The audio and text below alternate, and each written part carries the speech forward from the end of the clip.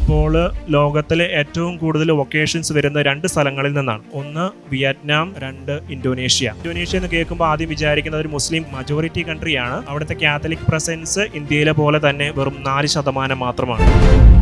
ഞങ്ങളൊക്കെ ചെന്ന സമയത്ത് 2 വ്യക്തികളെ മാത്രമാണ് അവർക്ക് ഇന്ത്യ എന്നുള്ള ആൾക്കാരായിട്ട് അറിയുള്ളൂ. ഒന്ന് മദർ തെരേസ.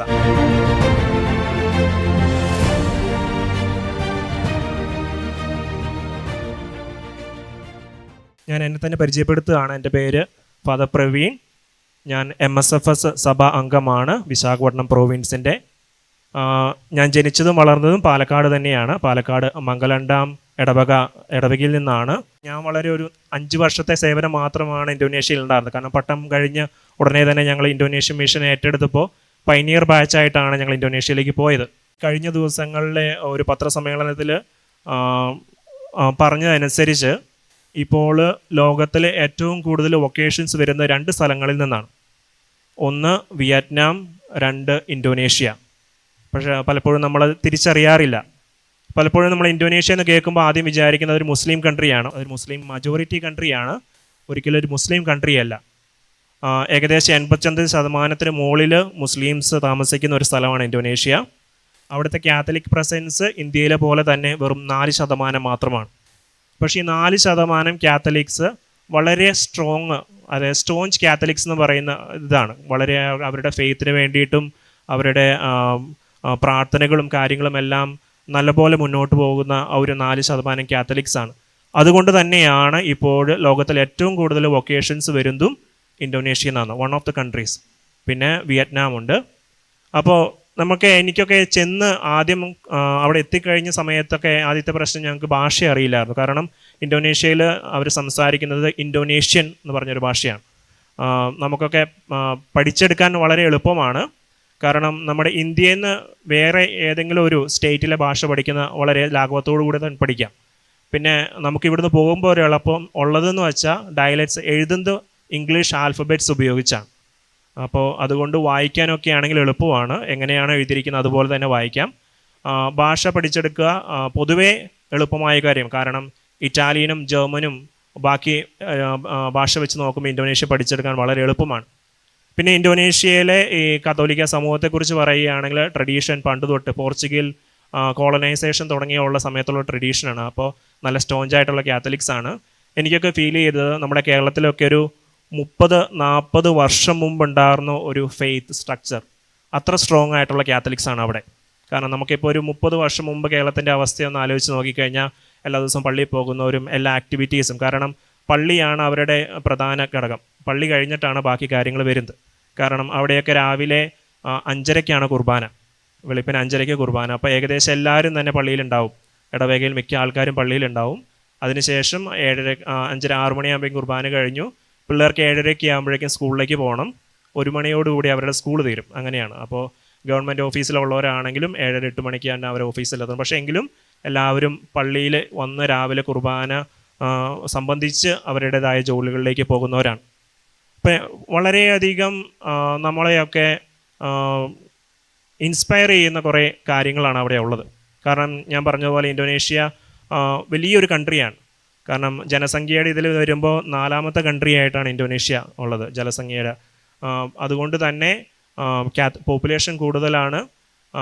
ആളുകളെല്ലാം ഐലൻഡുകളിലാണ് താമസം. ഇന്തോനേഷ്യ നമ്മൾ ഇപ്പോൾ നെറ്റിലൊക്കെ സെർച്ച് ചെയ്താൽ അറിയാം, 16,000 ഗ്രൂപ്പ് ഓഫ് ഐലൻഡ്സ് ആണ് ഇന്തോനേഷ്യ. നമുക്ക് ഇമാജിൻ ചെയ്യുന്നതിലപ്പുറം. അത്രമാത്രം ഐലൻഡുകളാണ്. ഞങ്ങൾ വർക്ക് ചെയ്ത ഡയസിസിൽ ലറന്തുക ഡയസിസ് തന്നെ 4 ഐലൻഡുകളിലായിട്ടായിരുന്നു സ്പ്രെഡ് ചെയ്തിരുന്നത്. അപ്പോൾ വളരെ മനോഹരമായ സ്ഥലങ്ങളാണ്, മലകളും പിന്നെ കടലിൻ്റെ ബീച്ചുകളും അങ്ങനെ. കാരണം ചിലപ്പോൾ നമ്മുടെ ഒരു ഫൊറോനയിൽ നിന്ന് അടുത്ത ഫൊറോന എന്ന് പറയുന്നത് അടുത്ത ഐലൻഡ് ആയിരിക്കും. അപ്പോൾ സാധാരണ ഞങ്ങൾ ബോട്ടിലൊക്കെയാണ്, കാരണം നമ്മൾ മോട്ടോർ ബൈക്കാണ് കൂടെ അവിടെ ഉപയോഗിക്കുക. മോട്ടോർ ബൈക്ക് കൊണ്ടുപോയി ബോട്ടിൽ മോട്ടോർ ബൈക്ക് കയറ്റി വെച്ച് അക്കരെ കടന്ന് പിന്നെ അവിടുന്ന് ബൈക്ക് എടുത്ത് പോകുന്ന അങ്ങനെ അവസ്ഥ. അപ്പോൾ ഇപ്പോൾ നോക്കുകയാണെങ്കിൽ ഏകദേശം കഴിഞ്ഞ ഒരു 7-8 വർഷത്തിനുള്ളിൽ പല ഇൻ്റർനാഷണൽ കോൺഗ്രിഗേഷൻസും ഇന്തോനേഷ്യയിൽ നിന്ന് വൊക്കേഷൻസ് സ്റ്റാർട്ട് ചെയ്തിട്ടുണ്ട്. അവരുടെ ഫോർമേഷൻ ഹൗസുകൾ സ്റ്റാർട്ട് ചെയ്തിട്ടുണ്ട്. കേരളത്തിൽ നിന്ന് വളരെ കുറവാണെങ്കിലും സെൻറ്റ് ആൻസും അങ്ങനെ DSFSും അങ്ങനെ കുറേ കോൺഗ്രിഗേഷൻ്റെ ഫോർമേഷൻ ഓൾറെഡി ഇന്തോനേഷ്യ സ്റ്റാർട്ട് ചെയ്തിട്ടുണ്ട്. കൂടുതലായിട്ടും ഇറ്റാലിയൻ കോൺഗ്രിഗേഷൻസ് ആണ് ഇപ്പോൾ ഇന്തോനേഷ്യയിലേക്ക് വരുന്നത്. അവരുടെ പിന്നെ നമുക്കറിയുന്ന പോലെ SVD കോൺഗ്രിഗേഷൻ്റെ മജോറിറ്റി ഇന്തോനേഷ്യയിൽ നിന്നാണ്. ഓൾമോസ്റ്റ് ഒരു 55-60% ഓഫ് SVD മെമ്പേഴ്സ് ഇന്തോനേഷ്യൻസ് ആണ്. അതുകൊണ്ട് തന്നെ അവരുടെ സുപ്പീരിയർ ജനറലും ഇന്തോനേഷ്യൻകാരൻ തന്നെയാണ്. കാരണം ഞങ്ങൾ വർക്ക് ചെയ്ത പള്ളിയുടെ തൊട്ടടുത്തുള്ള പള്ളിയിലായിരുന്നു ഈ സുപ്പീരിയർ ജനറലിൻ്റെ പുള്ളിക്കാരൻ്റെ ഹോം പാരിഷ്. അപ്പോൾ എനിക്ക് നിങ്ങളുടെ മുമ്പിൽ പറയാനുള്ളത്, കാരണം മുന്നോട്ട് വളർന്നു വരുന്ന കാലഘട്ടത്തിൽ ഇനി കൂടുതലും വൊക്കേഷൻസ് നമ്മൾ കാണാൻ പോകുന്നത് ഇന്തോനേഷ്യയിൽ നിന്നാണ്. പിന്നെ പലപ്പോഴും പലർക്കും തോന്നുന്നൊരു സംശയം, ഇന്തോനേഷ്യ എന്ന് പറയുമ്പോൾ ആദ്യം നമ്മൾ കേൾക്കുന്നത് ഭൂമികുലുക്കവും സുനാമിയും പിന്നെ അഗ്നിപർവ്വതം പൊട്ടലും അങ്ങനെയൊക്കെയാണല്ലോ എന്നാണ്. കാരണം ഞങ്ങൾ പോകുമ്പോഴും അങ്ങനെ പേടിയുണ്ടായിരുന്നു. പക്ഷേ ഞങ്ങളായിരിക്കുന്ന ഐലൻഡിൽ തന്നെ ഒരു അഗ്നിപർവ്വതം ഉണ്ടായിരുന്നു. അത് ആക്റ്റീവായിട്ടുള്ള അഗ്നിപർവ്വതം ഉണ്ടായിരുന്നു. ഞങ്ങൾ അവിടെ ഉള്ള സമയത്ത് തന്നെ അത് പൊട്ടുകയും ചെയ്തു. പക്ഷേ പലപ്പോഴും ഈ അഗ്നിപർവ്വതം ആക്റ്റീവ് ആണെന്ന് അവർക്ക് അറിയാവുന്ന സ്ഥലങ്ങളാണ് കൂടുതലും. അതുകൊണ്ട് തന്നെ ആ ഭാഗത്ത് ജനങ്ങളുടെ താമസിക്കുന്നതും വളരെ കുറവായിരിക്കും. കാരണം ബാക്കിയുള്ള സ്ഥലങ്ങളിലേക്ക് അവർ മാറുക ചെയ്യുക. അതുകൊണ്ട് തന്നെ ഇങ്ങനത്തെ വലിയ വലിയ നാച്ചുറൽ കലാമിറ്റീസിലും വലിയ പ്രശ്നങ്ങളൊന്നും തന്നെ ഒന്നും ഉണ്ടായിട്ടില്ല. പിന്നെ അവിടുത്തെ ഒരു റെസ്പോൺസ് ടീം എന്ന് പറയുന്നത് ഭയങ്കര ക്വിക്കാണ്. നമ്മളെയൊക്കെ നാട്ടിലൊക്കെ ആലോചിക്കുന്നതിനേക്കാളും കൂടുതൽ പെട്ടെന്നുള്ള റെസ്പോൺസ് ടീമാണ് അവിടെ ഉണ്ടാവുക. കാരണം എന്തെങ്കിലും ഒരു ഭൂമികുലുക്കോ ഒരു അഗ്നിപർവ്വതത്തിൻ്റെതോ പൊട്ടിക്കഴിഞ്ഞാൽ അപ്പം തന്നെ പിന്നെ ഒരു മണിക്കൂറുകൾക്കുള്ളിൽ അവിടെ ക്യാമ്പ് റെഡിയായിട്ട് റെസ്പോൺസ് ടീം അവിടെ എത്തിയിരിക്കും. അങ്ങനെ ഒരു എക്സ്പീരിയൻസ് ആണ്. അപ്പോൾ വളരെ കുറച്ച് കാര്യങ്ങൾ മാത്രമാണ് നിങ്ങളായിട്ട് ഷെയർ ചെയ്യണമെന്ന് ഞാൻ ആഗ്രഹിക്കുന്നുള്ളൂ. കാരണം നമ്മളെ പോലെ തന്നെ ഒരു കേരള കത്തോലിക്ക സഭ പോലെ തന്നെ അത്രമാത്രം ശക്തമായ വിശ്വാസമുള്ള ഒരു സമൂഹമാണ് ഇന്തോനേഷ്യയിലുള്ളത്. ഇപ്പോൾ ഞാൻ പറഞ്ഞതുപോലെ തന്നെ ഐലൻഡ് കൺട്രികളാണ് കൂടുതലും ആയിരിക്കുന്ന ഐലൻഡുകളിലാണ്. കാരണം ഞങ്ങൾ പോയത് ഫ്ലോറസ് എന്ന് പറഞ്ഞ ഒരു ഐലൻഡിലാണ്. അവിടെയാണ് കാത്തലിക് പ്രസൻസ് കൂടുതലുള്ളത്. കാരണം നമ്മുടെ ഇന്ത്യയിൽ കേരളത്തിൽ കാത്തലിക് പ്രസൻസ് കൂടുതലുണ്ട് എന്ന് പറയുന്ന പോലെ തന്നെ ഫ്ലോറൻസ് ഐലൻഡിലായിരുന്നു കാത്തലിക് പ്രസൻസ് കൂടുതലുള്ളത്. പിന്നെ മറ്റു ചില ഐലൻഡുകളിൽ വ്യത്യാസമുണ്ട്. ചില ഐലൻഡ്, ബാലി എന്ന് പറയുന്ന ഫേമസ് ആയിട്ടുള്ളൊരു ഇന്തോനേഷ്യൻ ഐലൻഡ്, അവിടെയാകുമ്പോൾ ഹിന്ദുസ് കൂടുതലാണ്. പിന്നെ ബാക്കിയുള്ള നോർത്ത് സൈഡിലും സൗത്ത് സൈഡിലൊക്കെ കൂടുതലും മുസ്ലിംസ് തന്നെയായിരുന്നു. അപ്പോൾ ഈ ഒരു 4 വർഷക്കാലം ഞങ്ങൾക്കൊക്കെ ദൈവത്തിൻ്റെ വലിയ കൃപ ഞങ്ങളുടെ കൂടെ ഉണ്ടായിരുന്നു എന്ന് ഞങ്ങൾക്ക് തിരിച്ചറിയുന്ന കാലമാണ്. കാരണം എന്താണെന്ന് വെച്ചാൽ ഞങ്ങൾ 2019 ജൂണിലാണ് ഇവിടുന്ന് പോയത്. അവിടെ ചെന്ന് ഏകദേശം 2020 ഒരു ഫെബ്രുവരി ഒക്കെ ആയപ്പോഴേക്കും കൊറോണ വന്ന് പിന്നെ ലോക്ക്ഡൗൺ ഒക്കെ ആയിരുന്നു. പിന്നെ ആ സമയത്ത് പിന്നെ ഞങ്ങൾക്ക് തിരിച്ചു വരാൻ സാധിച്ചില്ല. പക്ഷേ ഇപ്പോഴും ഇന്തോനേഷ്യയുടെ മറ്റൊരു പ്രശ്നം, മെഡിക്കൽ ഫെസിലിറ്റീസ് വളരെ കുറവാണ്. കാരണം നമ്മൾ ഇന്ത്യയൊക്കെ വെച്ച് കമ്പയർ ചെയ്യുമ്പോൾ വളരെ കുറഞ്ഞ മെഡിക്കൽ ഫെസിലിറ്റീസ് മാത്രമേ ഇന്തോനേഷ്യയിലുള്ളൂ. ആ സമയത്ത് അപ്പോൾ കൊറോണയുടെ സമയത്തും ഞങ്ങളുടെ ബിഷപ്പ്, അവിടുത്തെ പിതാവ് പറഞ്ഞത് എങ്ങനെയാണ്, പള്ളികളെല്ലാം തന്നെ അടച്ചിടും. കാരണം ഏതെങ്കിലും കാരണങ്ങൾ കൊണ്ട് ഇപ്പോൾ കൊറോണ സ്പ്രെഡ് ചെയ്യുകയാണെങ്കിൽ നമുക്ക് ട്രീറ്റ് ചെയ്യാനുള്ള ഒരു ഓപ്ഷനും ഇന്തോനേഷ്യയിൽ ഉണ്ടായിരുന്നില്ല. കാരണം ഞങ്ങളായിരുന്ന ഐലൻഡുകൾ ഉണ്ടായിരുന്നില്ല. അതിന് വേണമെങ്കിൽ മെയിൻ ഐലൻഡുകളിലേക്ക് പോകണം. അപ്പോൾ അതുകൊണ്ട് തന്നെ ഞങ്ങളുടെ പള്ളികളൊക്കെ അടഞ്ഞിരുന്നു. പക്ഷേ ഞങ്ങൾ ചെയ്തത് ഇത്രയാണ്, എല്ലാ പള്ളികളിലും മുകളിൽ ഈ കോളാമ്പി സ്പീക്കർ പോലത്തെ ഇത് പിടിപ്പിച്ചിട്ടുണ്ടായിരുന്നു. അപ്പോൾ എല്ലാ ദിവസവും രാവിലെ 5:30 തന്നെ ഞങ്ങൾ അച്ഛന്മാർ പോയി കുർബാന ചെല്ലും. എല്ലാവരും അവരുടെ വീട്ടിൽ തന്നെ ഇരുന്ന് കുർബാന അറ്റൻഡ് ചെയ്യും. ആ സമയത്ത് അവർ തിരിയൊക്കെ കത്തിച്ച് വെച്ച് ഇരുന്ന് വീടുകളിൽ ഇരുന്ന് തന്നെ കുർബാന അറ്റൻഡ് ചെയ്യും. പിന്നെയൊക്കെ കുറേ പെർമിഷന് ശേഷം ബിഷപ്പിൻ്റെ ഒക്കെ, അതായത് ആ ഫസ്റ്റ് വേവ് ഒക്കെ കഴിഞ്ഞ സമയത്ത് മാത്രമാണ് പിന്നെ ഞങ്ങൾക്ക് പെർമിഷൻ കിട്ടിയത്. ആ സമയത്ത് മാത്രമാണ് പിന്നെ ഞങ്ങൾ ഹോളി കമ്മ്യൂണിയനിൽ വീടുകളിൽ കൂടെ പോവാറുണ്ട്. കാരണം കുർബാന അറ്റൻഡ് ചെയ്ത് കഴിഞ്ഞ് അവർ വീട്ടിൽ തന്നെ ഇന്ന് പ്രാർത്ഥിക്കും. അപ്പം ഞങ്ങൾ ചെറിയൊരു പ്രൊസഷനായിട്ട് അച്ഛനും വേറൊരാളും ഓരോ വീടുകളിൽ കൂടെ പോയി ഹോളി കമ്മ്യൂണിയനൊക്കെ കൊടുക്കുമായിരുന്നു. കാരണം അത്രമാത്രം അതിനുവേണ്ടി ആഗ്രഹിച്ച ഒരു ജനമായിരുന്നു.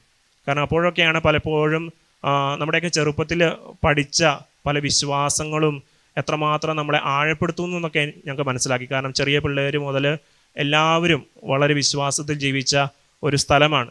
ഇപ്പോഴും പലപ്പോഴും അങ്ങോട്ട് വിളിക്കുമ്പോഴും ഇങ്ങനെ എല്ലാം കാര്യങ്ങൾ പറയുമ്പോഴും നമുക്ക് ഫീൽ ചെയ്യുന്ന അങ്ങനെയാണ്. കാരണം നമ്മളൊക്കെ എങ്ങനെയാണ് കേരളത്തിൽ ഒരു 30 വർഷം മുമ്പ് കണ്ട ആ ഒരു ജനതയാണ് പലപ്പോഴും നമ്മൾ അവിടെ കാണുന്നത്. അപ്പോൾ വലിയ അനുഗ്രഹങ്ങളുടെ 4 വർഷങ്ങളായിരുന്നു എനിക്ക് ഇന്തോനേഷ്യയിൽ ഉണ്ടായിരുന്നത്. പിന്നെ ഞങ്ങളുടെ കോൺഗ്രിഗേഷൻ റെപ്രസെൻ്റ് ചെയ്ത്, കാരണം കോൺഗ്രിഗേഷൻ്റെ പൈനിയർ ബാച്ചായിട്ടായിരുന്നു ഞങ്ങൾ 5 പേര് അങ്ങോട്ട് പോയത്. അപ്പോൾ പോകുമ്പോൾ തന്നെ ഞങ്ങൾക്ക് സാധാരണ മറ്റു കൺട്രിയിലേക്ക് പോകുന്ന പോലെ അവിടുത്തെ ലാംഗ്വേജിനെ കുറിച്ചോ കൾച്ചറിനെ കുറിച്ചോ ഒന്നും കാര്യമായിട്ട് അറിയില്ലായിരുന്നു. അതിൻ്റേതായ ചെറിയ ബുദ്ധിമുട്ടുകൾ ചെന്ന സമയത്ത് ഞങ്ങൾക്ക് ഉണ്ടായിരുന്നു. പക്ഷേ എങ്കിലും പെട്ടെന്ന് റിസപ്റ്റീവ് ആയിരുന്നു. കാരണം അവിടുത്തെ ആൾക്കാരുമായിട്ട് ഇടപഴകുവാനും അവരോട്, കാരണം മറ്റുള്ള കൺട്രികൾ പോലെയല്ല, ഇന്ത്യക്കാരെ ഇന്തോനേഷ്യക്കാർക്ക് പൊതുവെ താല്പര്യം ഉള്ള വ്യക്തികളാണ്. കാരണം ഇന്ത്യക്കാരെയൊക്കെ അവർ സാധാരണ ഹിന്ദി സിനിമകളൊക്കെ കണ്ട് ഇന്ത്യനെക്കുറിച്ചും ഇന്ത്യക്കാരെക്കുറിച്ചൊക്കെ നല്ലപോലെ അറിയാം. കാരണം ഞങ്ങളൊക്കെ ചെന്ന സമയത്ത് 2 വ്യക്തികളെ മാത്രമാണ് അവർക്ക് ഇന്ത്യ എന്നുള്ള ആൾക്കാരായിട്ട് അറിയുള്ളൂ. ഒന്ന് മദർ തെരേസ ഇന്ത്യയിൽ നിന്നാണെന്ന് അറിയാം. അപ്പോൾ ഇന്ത്യയിൽ നിന്നാണെങ്കിൽ ആദ്യം അവർ ചോദിക്കുന്നത് മദർ തെരേസയുടെ അവിടെ അടുത്താണോ എന്നാണ്. അങ്ങനെയാണ് അവരുടെ സ്കെയിൽ വരിക. പിന്നെ രണ്ടാമത്തെ ആളെന്ന് പറയുന്നത് ഷാരൂഖ് ഖാനാണ്.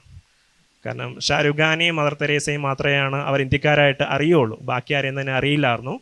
അപ്പോൾ വളരെയധികം, കാരണം ഹിന്ദി പാട്ടുകളും ഹിന്ദി സിനിമകളും ഒക്കെ അവർ കണ്ടെത്താണ്. കാരണം ചെറുപ്പം പോലെ അവർ കാണുന്നതാണ്. പിന്നെ ഈ നമ്മുടെ രാമായണ മഹാഭാരതത്തിൻ്റെയൊക്കെ ഇന്തോനേഷ്യൻ വേർഷൻ അവർക്ക് ടി വികളിൽ കാണാനൊക്കെ സാധിക്കുമായിരുന്നു. അപ്പോൾ അങ്ങനെ വളരെ ആക്റ്റീവായിട്ടുള്ളൊരു കമ്മ്യൂണിറ്റിയാണ് ഇന്തോനേഷ്യയിലുള്ളത്. പിന്നെ ഇവിടുത്തെ അച്ഛന്മാരും സിസ്റ്റേഴ്സിനൊക്കെ നോർത്ത് ഈസ്റ്റിലൊക്കെ വർക്ക് ചെയ്ത് വല്ലവരും ഉണ്ടെങ്കിൽ അവർക്ക് ഭയങ്കരമായിട്ട് കണക്ട് ചെയ്യാൻ പറ്റുന്ന ഒരു കൾച്ചറാണ്. കാരണം ഒരു നോർത്ത് ഈസ്റ്റ് കൾച്ചറിനോട് 70% താരതമ്യപ്പെടുത്താൻ പറ്റുന്ന ഒരു കൾച്ചറാണ് ഇന്തോനേഷ്യയിലെ കാത്തലിക് കമ്മ്യൂണിറ്റിക്കുള്ളൊരു കൾച്ചർ.